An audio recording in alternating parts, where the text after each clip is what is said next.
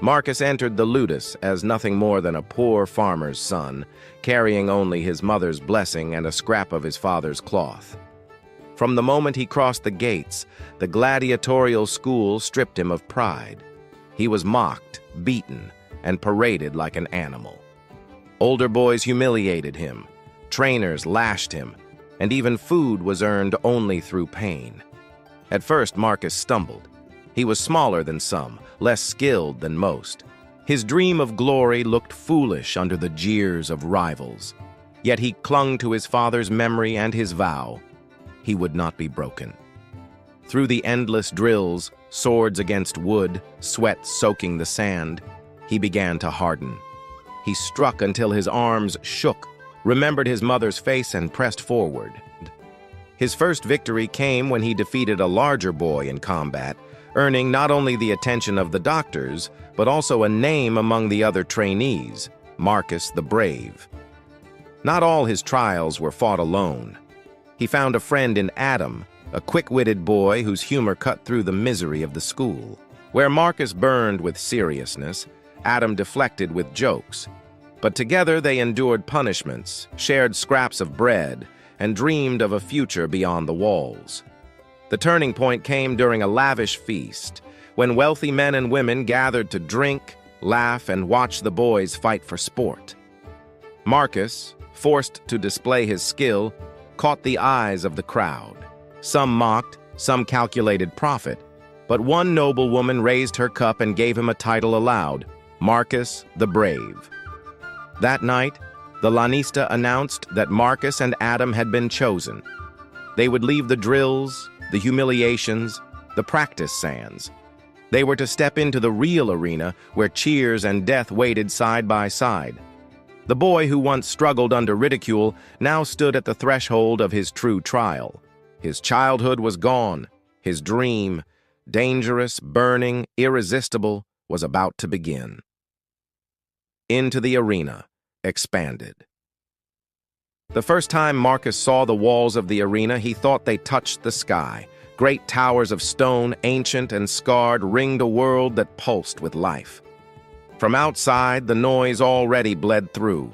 Cheers, jeers, the roll of drums, the blast of horns. He had heard them in training before, faint and distant, but nothing prepared him for the way they shook his chest now, as though the whole earth throbbed with hunger. Beside him, Adam let out a low whistle. "By Jupiter's beard," he muttered, wide-eyed. "That's not a building, Marcus. That's a monster. And guess what? We're walking straight into its belly." Marcus said nothing. His jaw tightened, eyes forward. His wrists were bound in chains, not punishment, just order. The guards liked to keep the boys roped like cattle. The corridor sloped down, torchlight flickering on damp walls. The air grew hotter with each step, thicker, until Marcus's lungs felt heavy.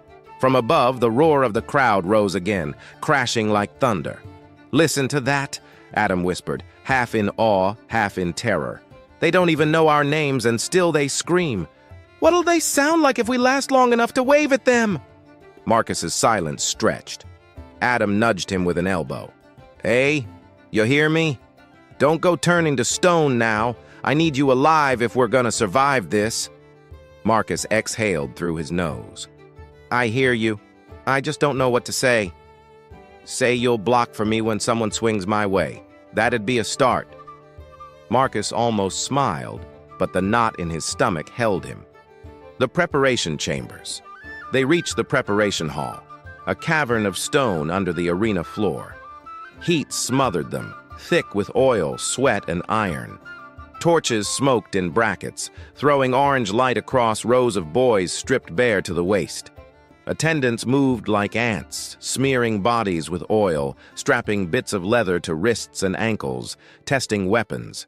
The clatter of swords rang sharp, mixed with muttered prayers and curses. Some boys shook. One retched into a corner. Another traced the sign of Mars across his chest with trembling fingers. The smell of fear was as strong as the oil. Adam leaned close to Marcus, whispering fast. "They shine us like statues, eh? Maybe they'll put me on a pedestal when this is over. Adam the Beautiful, Adam the Shining. What do you think?" Marcus shook his head, managing the faintest smirk. More like Adam the fool. Better a fool than a corpse, Adam shot back. The doctor appeared then, a giant of a man, chest crisscrossed with scars, eyes sharp as a hawk. His voice cracked like a whip. "Stand straight, eyes up. You are not children now. You are gladiators, or you are meat for the beasts." He stalked the line, glaring, inspecting. When he reached Marcus, he paused. Their eyes met, and for a moment, Marcus felt stripped bare, as though the man saw everything. The fear, the determination, the flicker of hope. Then the doctor shoved a practice sword into his hand. "This is your tongue. This is your shield. Speak with it or be silenced forever." Marcus gripped the hilt tighter. It was heavier than anything he'd used in training, the wood scarred from countless blows. He remembered nights in the yard, striking posts until his arms burned, his father's cloth tied at his wrist, his mother's voice urging him not to quit. He whispered under his breath, "I won't fail you." The holding pen.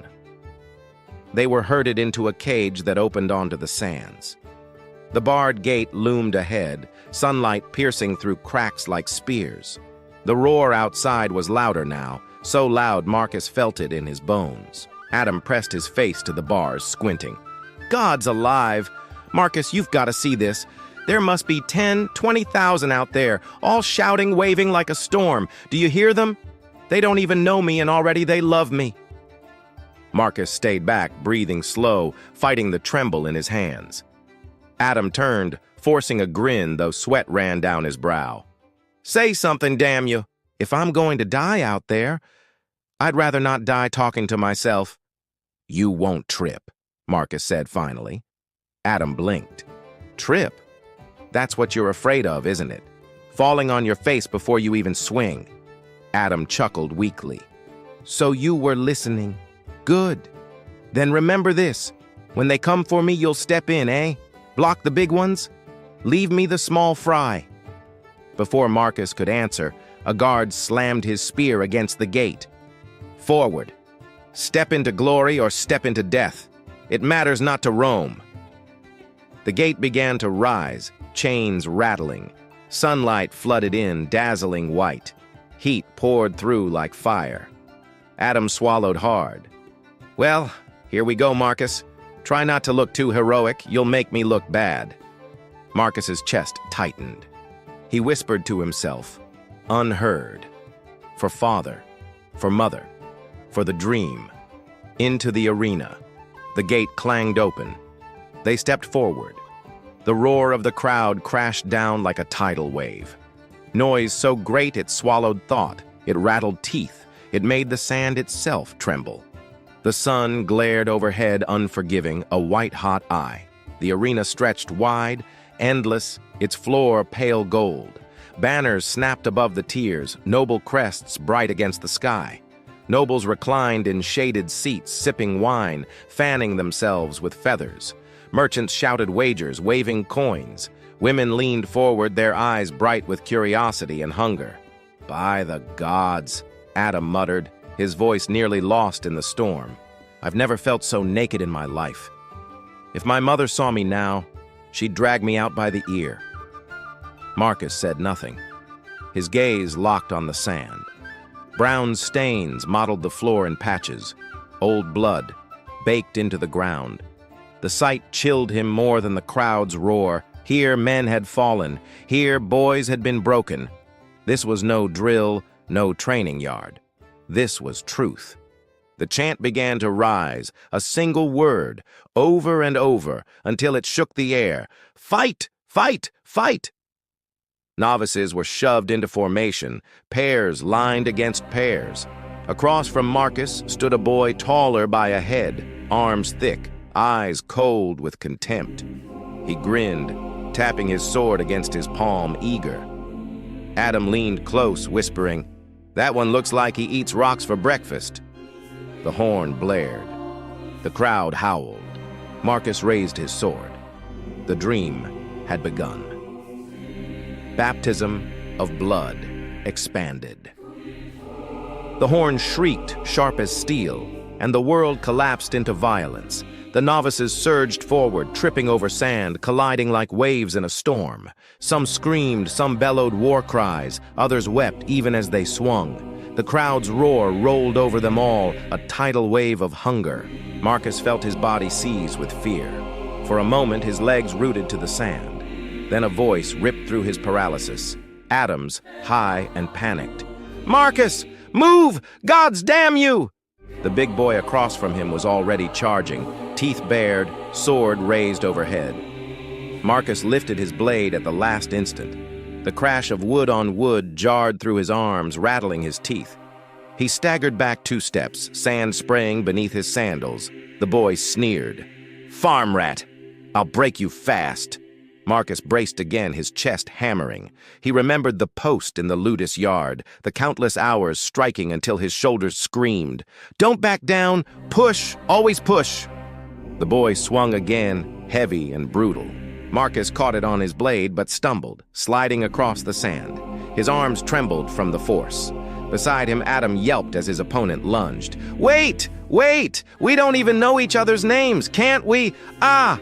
He barely dodged, his sword flailing in a wild arc. "Marcus, he's serious. They're all serious." "They want blood," the other boy growled, eyes glinting.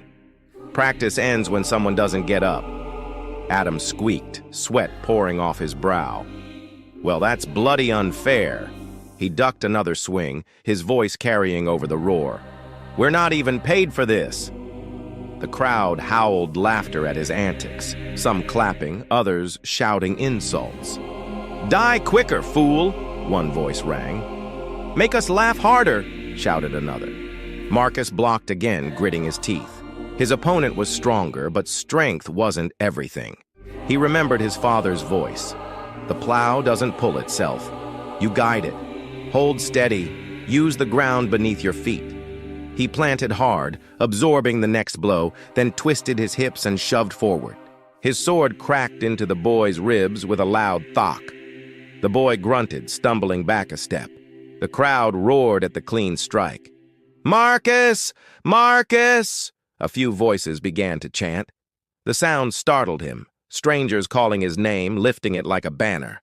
For a moment he almost forgot to breathe, but the bigger boy snarled, rage twisting his face. "You'll pay for that, rat!" He charged again, swinging in wide, brutal arcs.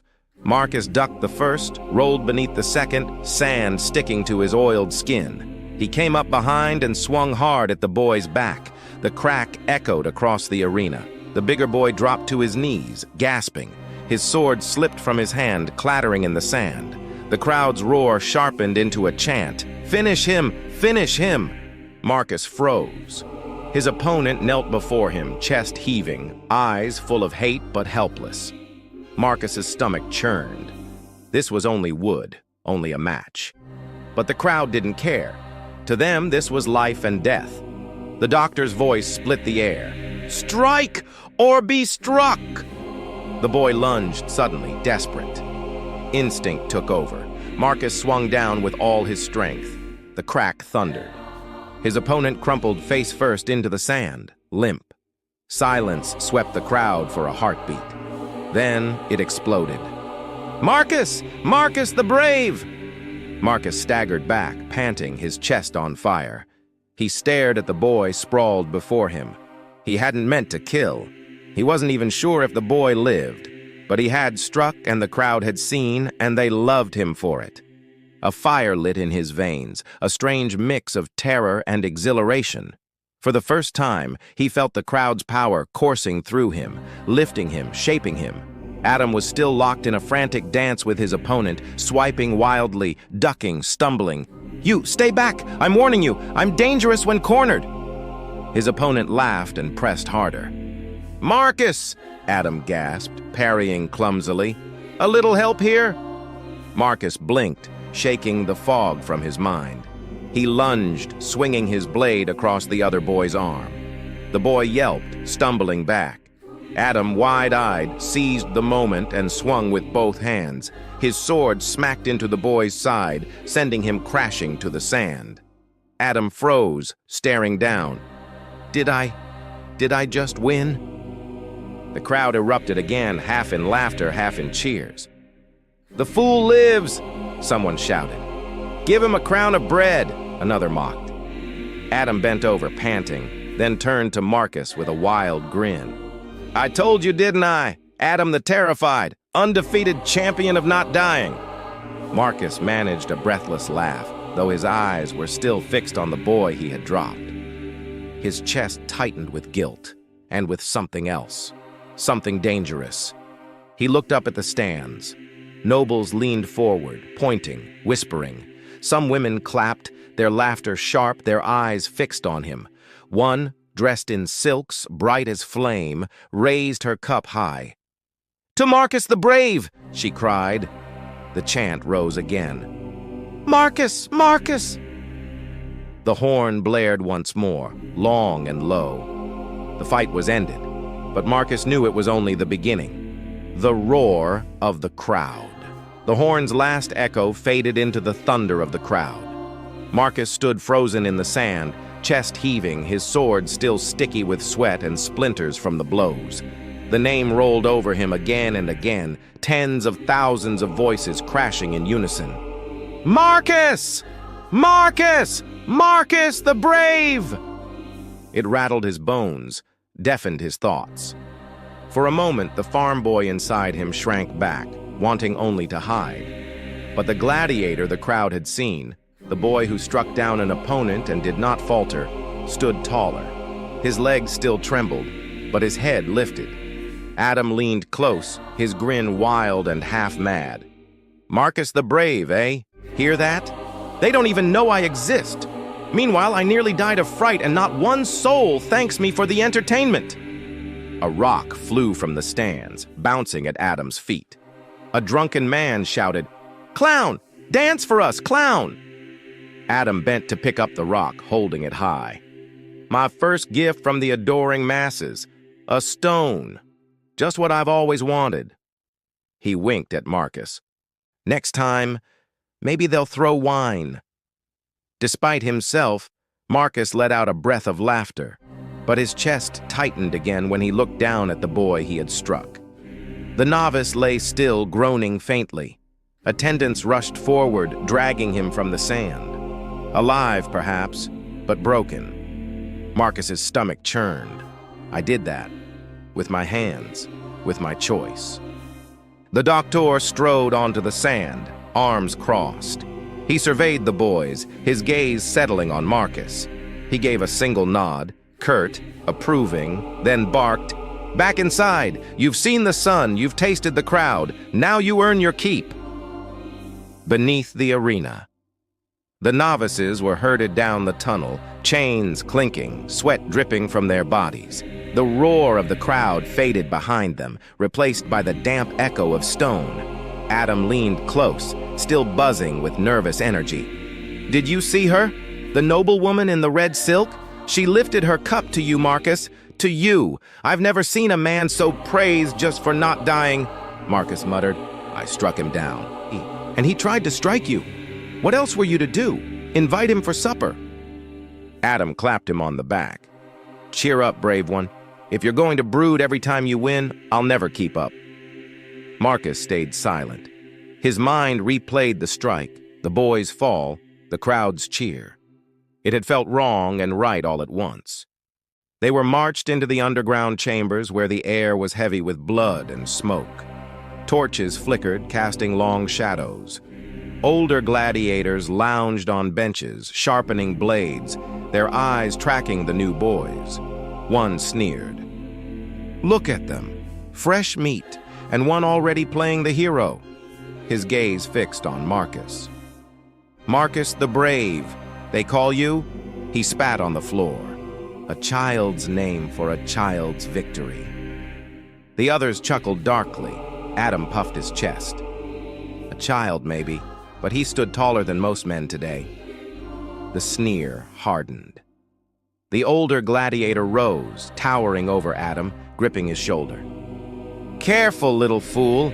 Your jokes might carry you with the crowd, but down here they carry you nowhere." Marcus stepped forward, his hand tightening on his sword hilt. The older man's eyes flicked to him, narrowing. Then, with a laugh, he shoved Adam aside and sat back down. The doctor barked again.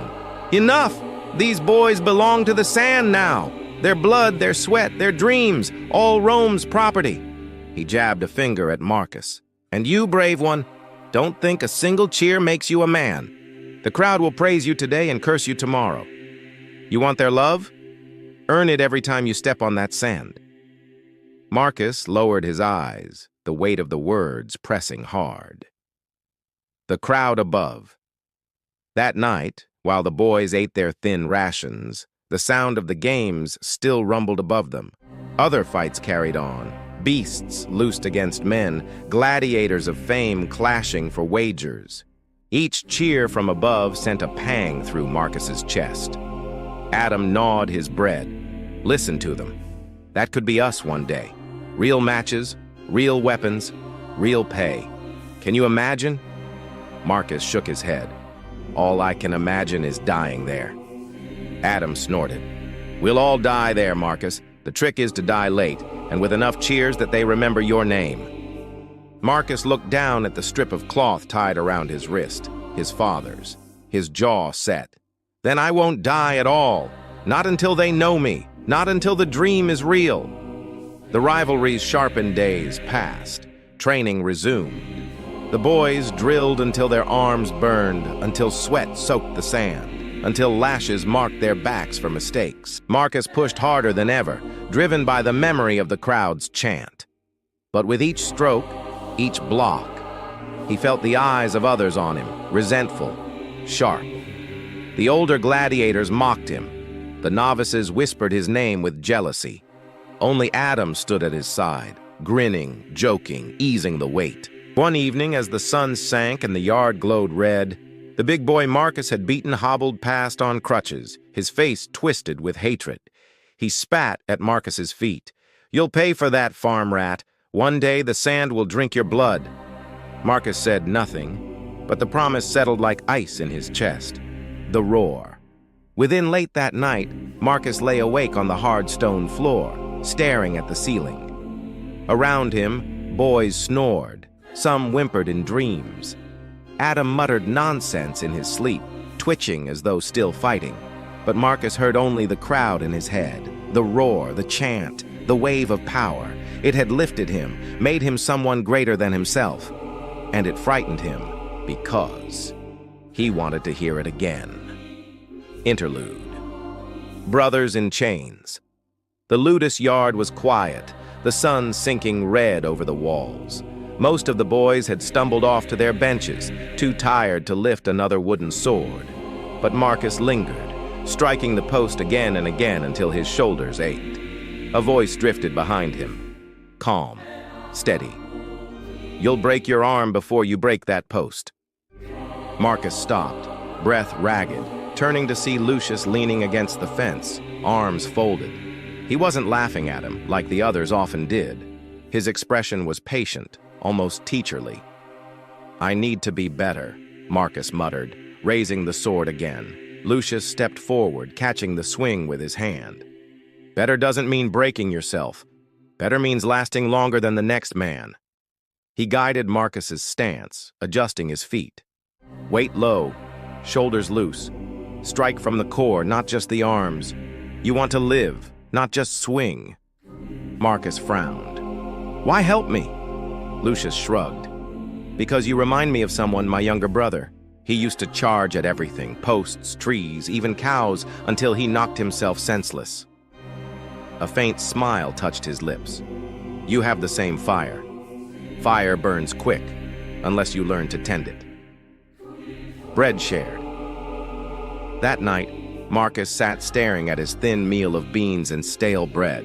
His stomach twisted with hunger, but he forced himself to eat slowly, savoring what little there was. Across the bench, Lucius slid half his bread across. "Eat. You'll need strength more than I do." Marcus blinked. "Why?" "Because you're still growing. Because the doctor favors the strong. And because..." Lucius's eyes lowered. "Because some of us know we won't last long, no matter how strong we are." Marcus's chest tightened. "Don't say that." Lucius tore his remaining bread with steady hands. It's truth. We're all marked. But truth doesn't mean giving up. It means choosing what little we can. Adam plopped down beside them, cheeks stuffed with beans. And I choose to eat everything in front of me before someone else does. Simple philosophy, eh? He grinned, making Lucius chuckle softly. For a moment, the three of them felt less like prisoners, more like brothers sharing supper after a long day's work. Night watch. One night, Marcus couldn't sleep.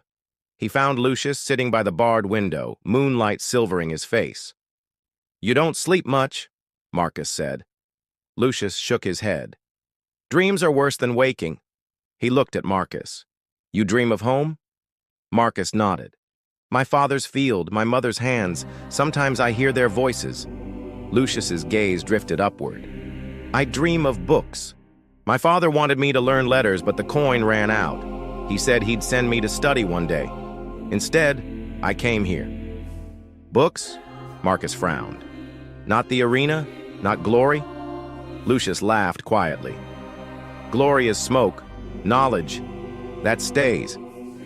Silence stretched, broken only by Adam's snores across the room.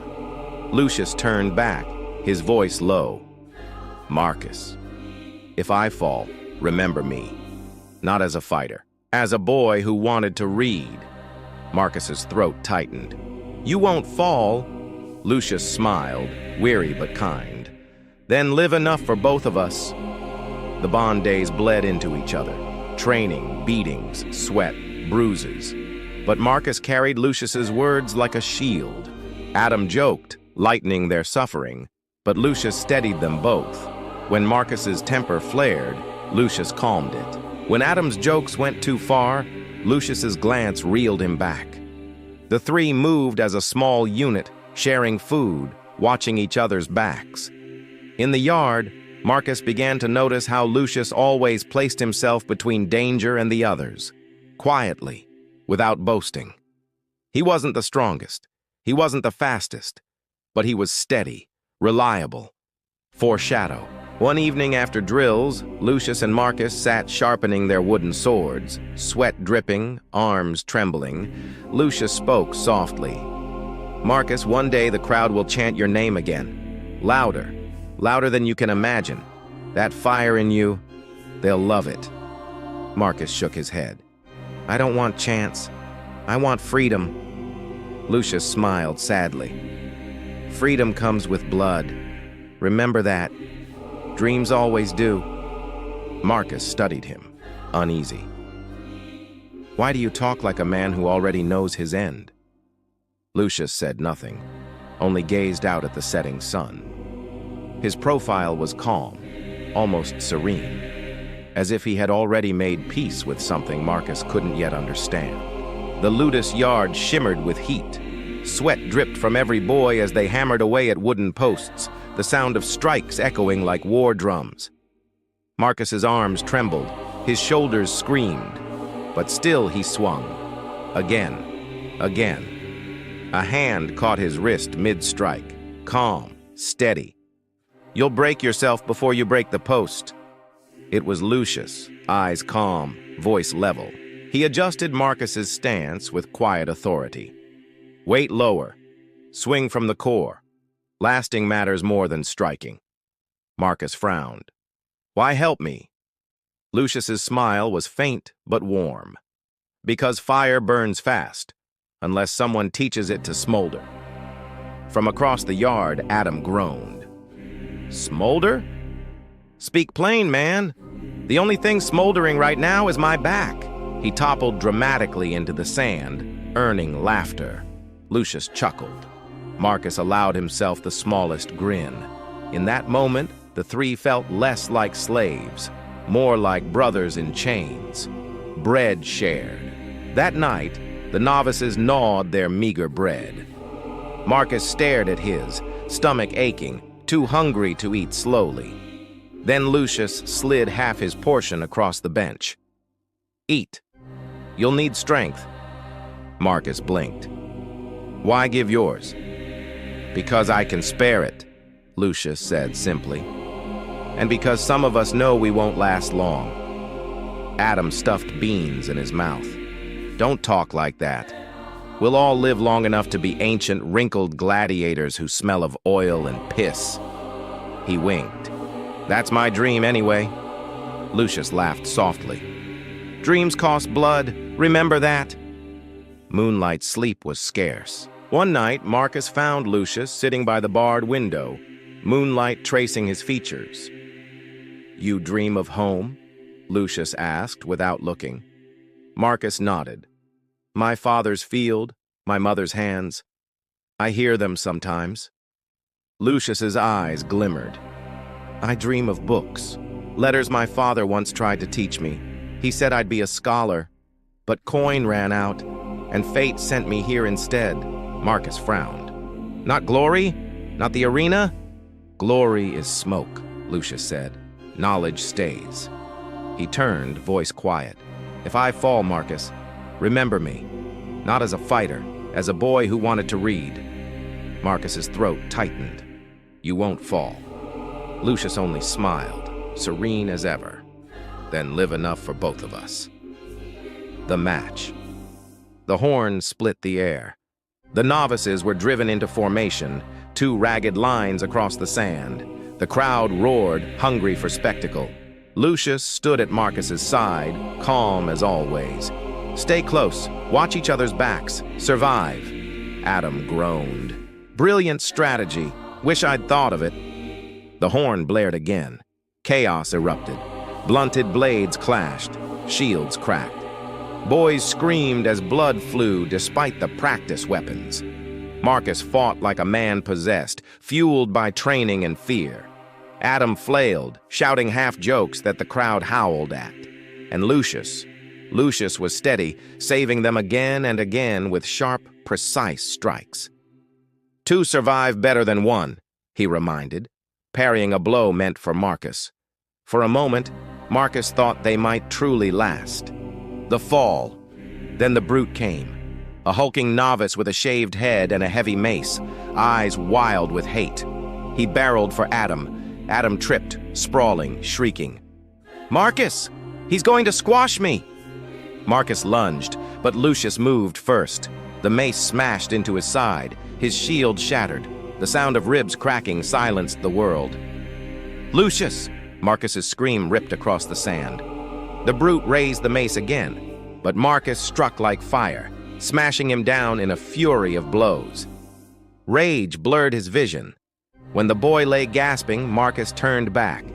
Lucius was on the ground, coughing blood, eyes already dimming. The last words. Marcus dropped to his knees. "No, no, stay with me!" Lucius's hand found the rag at Marcus's wrist, gripping it weakly. His voice rasped. "Dreams cost blood. Pay it wisely." Marcus sobbed, shaking his head. "You'll live. You have to." But Lucius's breath rattled once, twice, and then stopped. His hand slipped away. The crowd roared as attendants dragged the bodies. To them, it was spectacle. To Marcus, it was the death of a brother. The shadow. That night, silence smothered the barracks. Even Adam had no jokes left. Marcus lay awake, staring at the ceiling, Lucius's words burning in his ears. Dreams cost blood. Pay it wisely. He pressed his father's cloth to his lips, whispering, "I'll remember. Always." Tears came, but he let them fall. The shadow of death had settled over his dream, and it would never leave. The test of fire. The announcement. The midday sun baked the training yard, but the novices weren't working drills. Instead, they stood in a ragged circle while the lanista paced before them. His shadow cut across the sand like a blade. "Today," he barked, "one among you will face the test of fire. Not practice, not play, a duel before patrons." A murmur rippled through the boys. Marcus's stomach clenched. He'd heard whispers of these tests, real fights to see which recruits might be worth gold and which should be discarded. The lanista's eyes swept the line. Then his hand shot out, finger stabbing like a spear. "You!" Marcus froze. His heart slammed in his chest. Adam whispered behind his hand, "Don't shit yourself, brother. Not yet." But then came the second finger, pointing to a boy with a cruel smirk and broad shoulders. Gaius. The yard went still. Marcus's mouth went dry. Of all opponents, it had to be him. Gaius, the brute who had mocked him for his ragged clothes, who had laughed when Lucius coughed blood in the sand. The lanista sneered, "A farmer's rat against a born fighter. Let's see who bleeds." The preparation. The cell stank of rust, sweat, and fear. Marcus sat on the stone bench, head bowed, fingers clutching the strip of cloth from his father. His stomach churned. Adam crouched beside him, whispering, "You can't beat him, Marcus. Not clean, he's bigger, meaner, and he hates you enough to kill." "I know. So, what's the plan?" Marcus looked up, eyes steady. "Survive." Adam smirked weakly, though fear clouded his face. "Good plan. I'd prefer one where you don't come back with your head cracked like an egg, but survive works too." Across the corridor, Gaius laughed, slamming his fist against the bars. "Hear that, farmer? I'll grind you into the sand. The crowd will laugh when they drag your corpse." Marcus closed his eyes.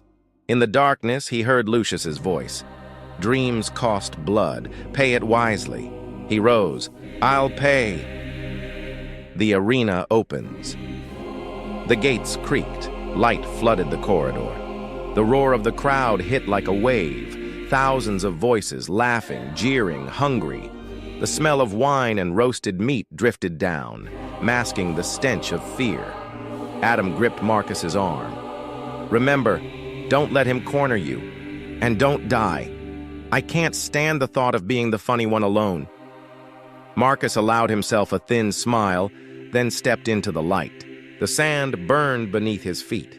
The sun blazed overhead. Around him, tiers of nobles and merchants leaned forward, goblets raised, eager for blood. And at the far end, Gaius strutted from his gate, mace in hand, grinning like a wolf. The crowd cheered. "Gaius! Gaius!" Marcus tightened his grip on his training sword. His heart thundered, but his gaze didn't waver. The duel.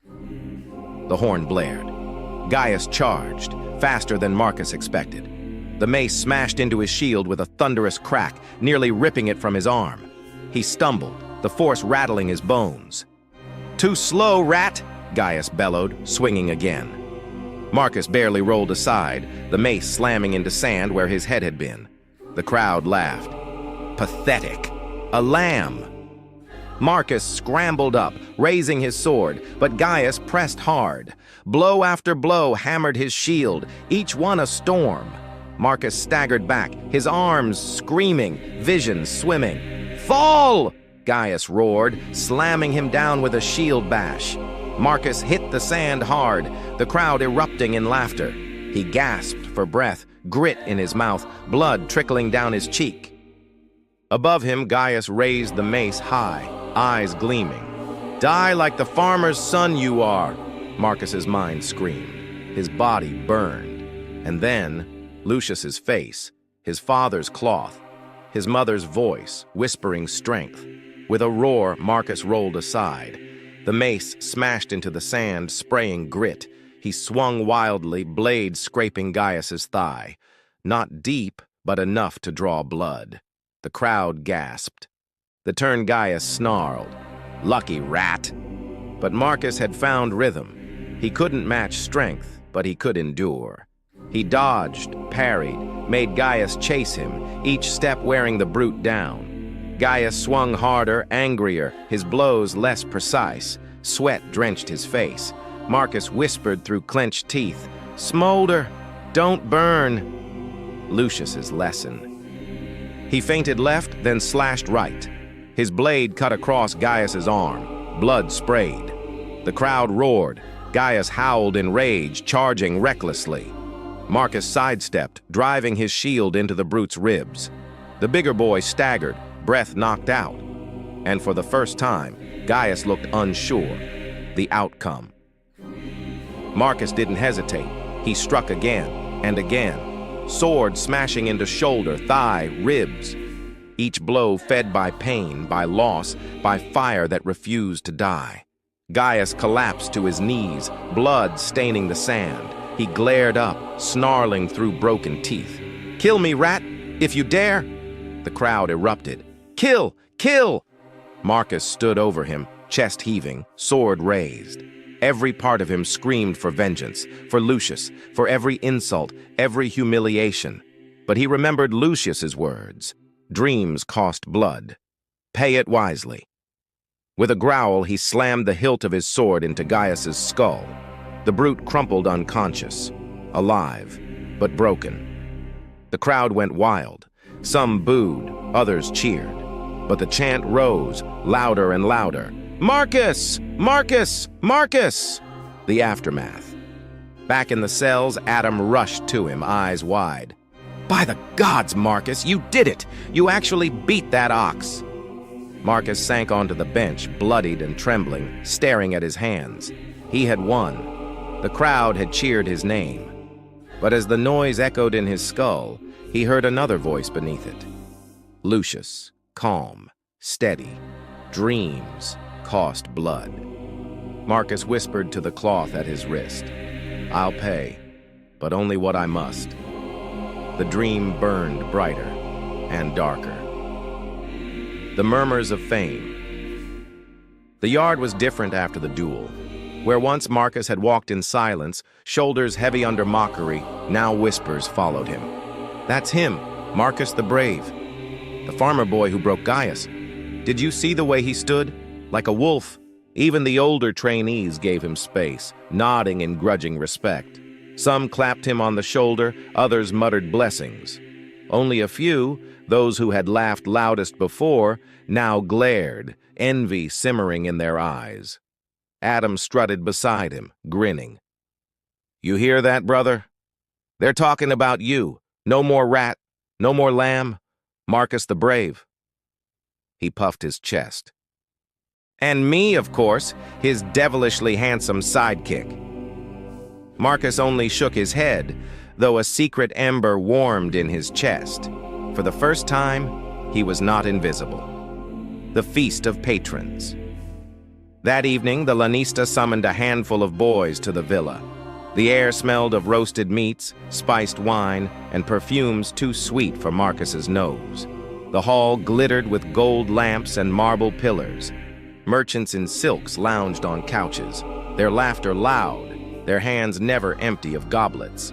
Noblewomen in bright gowns whispered behind jeweled fans, their eyes darting toward the gladiators paraded before them. Adam elbowed Marcus. "By the gods, look at this! Food enough to feed my whole village! Wine that could drown us both! And women!" His grin widened. "I'll take two." Marcus swallowed hard. He felt like a beast dragged into a lord's stable. Every gaze weighed him, measured him. The laughter wasn't for him. It was at him. Still, when the lanista announced, "Marcus the Brave, victor of the test," a murmur of interest ran through the hall. A few goblets lifted. A noblewoman's fan froze mid-flutter. Adam whispered, "They see you, Marcus. Really see you." Temptations. Later, when the gladiators were released to mingle, Marcus stood awkwardly near a tray of figs, unsure if he was allowed to eat. A patron approached, a fat merchant with rings on every finger. He clapped Marcus's back. "Strong arms, eh? You keep winning, boy, and I'll put coin on you. Make me rich and maybe I'll buy you your freedom one day." Marcus nodded stiffly, but the man was already gone, laughing with another. Then a voice softer than the rest reached him. "So this is Marcus the Brave." He turned. A noblewoman stood before him, her gown crimson, her smile sly. Her eyes lingered on him longer than most dared. "You fight like fire," she said. "But fire must be fed. I wonder, what feeds you?" Marcus faltered. "My dream." Her smile deepened. "Dreams are fragile. I could feed yours if you wished. Gold, clothes, perhaps even comfort." Her hand brushed his arm, light as silk. Marcus's chest tightened. He thought of his mother's hands, calloused from work, and the touch felt foreign, dangerous. Before he could answer, Adam stumbled over, mouth full of bread. "Pardon us, lady. Marcus promised me the next dance." He winked, dragging Marcus aside. When they were clear, Adam hissed, "Careful. A woman like that will eat you alive, and I'm not talking about your heart." The warning. The lanista found Marcus later, leaning against a pillar. His eyes were sharp, lips curled in a sneer. "Enjoying yourself?" Marcus hesitated. "I don't know what to make of it." "Make of it this," the man growled. "They cheer your name today. Tomorrow they may cheer your death louder. Patrons don't care for you. They care for the spectacle. Fame is a chain, boy, heavier than iron. Let it bind you, and you're already dead." Marcus swallowed. "Then what should I do?" The lanista leaned close, voice low. "Fight. Win. Survive. That's all." Closing. That night, the hall emptied. The wine soured. The laughter faded. Marcus returned to the cell, the cloth of his father tied tight at his wrist. Adam snored on the bench, muttering about figs and women in his sleep. Marcus sat awake, listening. Through the barred window, faintly carried on the night air, came the sound of men in taverns, drunk and shouting, "Marcus! Marcus the Brave!" He pressed the cloth to his lips. "I'll not be their animal," he whispered. "I'll make my own name." But deep inside, he knew. The chains of fame had already begun to close.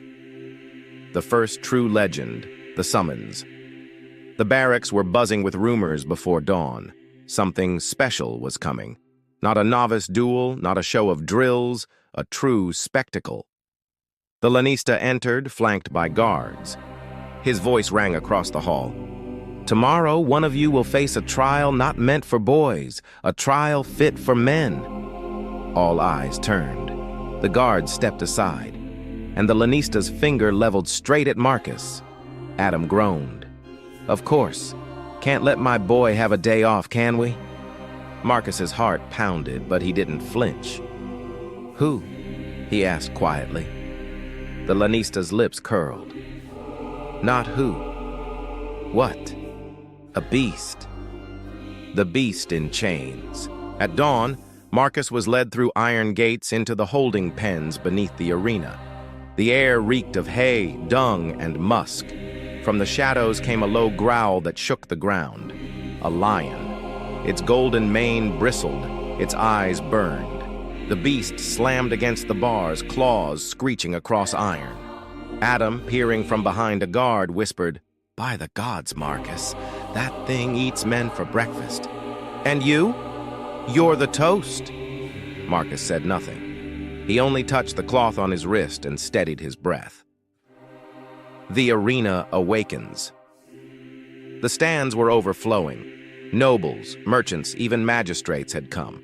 Word had spread. A novice, Marcus the Brave, would face a lion. The crowd chanted before he even appeared. "Marcus! Marcus!" The gates creaked open. Marcus stepped into the blinding light, sword and shield in hand. His chest was tight, but his stride steady. The opposite gate thundered. The lion burst forth, a golden storm of fury, jaws wide, claws flashing. The crowd roared louder than the beast. The battle.